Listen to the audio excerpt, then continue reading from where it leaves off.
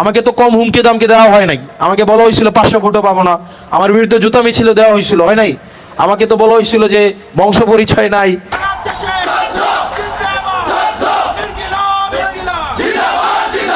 আমাদের 14 ব্যাচের রত্ন হাসনাত আব্দুল্লাহ আমাদের আসন্ন ত্রয়োদশ জাতীয় সংসদ নির্বাচনে দেবিদ্বার থেকে অংশগ্রহণ করছেন। তার নির্বাচনী কার্যক্রম সামনের দিকে অগ্রগতির জন্য আমরা 2014 ব্যাচের পক্ষ থেকে সকল প্রবাসী বন্ধুদের পক্ষ থেকে একটি ফিনান্সিয়াল সাপোর্ট দেওয়ার জন্য 14 লক্ষ টাকার একটা চেক আমরা তার হাতে হস্তান্তর করব। হাসনাত আব্দুল্লাহ আমাদেরকে বলেছিল যে বন্ধু আগের এমপি নির্বাচনে নাকি 100 কোটি লেগেছে, আমি এই টাকা পাবো কই?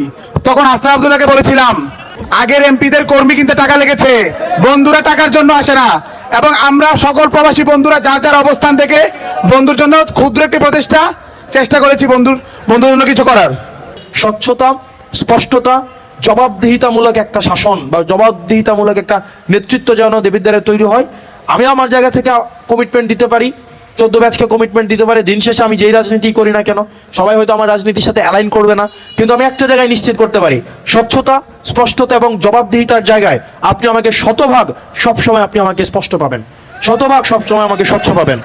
আর যেহেতু আমি দেবিদ্বারের মাটিতে বড় হয়েছি, আমি দেবিদ্বারের রাস্তাঘাট চিনি, আমি দেবিদ্বারের প্রত্যেকটা এমন কোনো জায়গা নাই, এমন কোনো বাড়ি নাই অলমোস্ট আমার যাওয়া হয় নাই বিভিন্ন কারণে। সুতরাং আমি মনে করি আমার জায়গা থেকে দেবিদ্বারকে দেওয়ার মতো অনেক কিছুই আছে। এবং আমি আমার মনে করি যে দেবিদ্বারের স্বাস্থ্য খাত, শিক্ষা খাত এবং অবকাঠামোর আমূল পরিবর্তন ইনশাল্লাহ আমি করতে পারবো। তবে সেক্ষেত্রে আপনাদের সাহায্য লাগবে, সেক্ষেত্রে তোদের সাহায্য লাগবে। কারণ দলমতের ঊর্ধ্বে উঠে আমাকে 14 ব্যাচ যেভাবে হেল্প করে গেছে, এভাবে যদি আমাকে হেল্প করে যায় তাইলে আমি আমার কার্যক্রমকে অব্যাহত রাখতে পারবো। কারণ আমাকে তো কম হুমকি দামকে দেওয়া হয় নাই। আমাকে বলা হয়েছিল 500 ভোটও পাবো না, আমার বিরুদ্ধে জুতা মিছিল দেওয়া হয়েছিল, হয় নাই? আমাকে তো বলা হয়েছিল যে বংশ পরিচয় নাই, এখানে হচ্ছে এলাকায় নেতাগিরি করতে আসছে।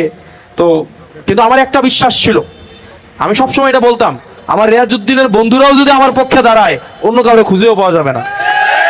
কারণ রিয়াজউদ্দিনের ব্যাচ শুরু হয়েছে 1918 থেকে এবং লাস্ট আমার মিট হয়েছে 1964-এর। আমাদের দাদা, মানে আমি সিনিয়র, উনি হচ্ছেন 64 সালের ব্যাচ দেবিদ্বার রিয়াজউদ্দিনের। 64 থেকে শুরু করে 2022-23-এর পোলাপাইনও আমাদের সাথে এখন আছে। ওরা অনেকে আছে ভোট দিবে না কিন্তু আমার সাথে থাকে, রেগুলার থাকে। এবং আমি সবচেয়ে বেশি সাপোর্টটা পাইতেছি কিন্তু রিয়াজউদ্দিনেরই, এবং আমি তাদের কাছে সবসময় কৃতজ্ঞ। এবং আমি এটার প্রতিদান আমার জায়গা থেকে আমি মনে করি আমার ইতিবাচক কার্যক্রমের মধ্য দিয়ে এটার হয়তো আমি প্রতিদান তোদেরকে আমি দিতে পারবো। এবং আমি সবসময় এই প্রচেষ্টাটা তোদের জায়গা থেকে আমি চাই যেন আমরা কি ইতিবাচক একটা আমাদের স্বপ্নের দেবিদ্বার, যে দেবিদ্বারকে আমরা সবসময় আলোচনার মধ্যে চিন্তা করতাম, একটা মাদক মুক্ত, চাঁদাবাজ মুক্ত, টেন্ডারবাজ মুক্ত এবং হিরোইনস যে চিনে, মানে এরকম মানুষকে যেন দেবিদ্বারের মানুষ না দেখতে হয়। মানে আমরা চাই দেবিদ্বারকে একটা মাদক মুক্ত দেবিদ্বার গড়ে তুলতে। আমরা চাই পরিবারতন্ত্রের বাইরে একটা দেবিদ্বারটা নিয়ে যাইতে।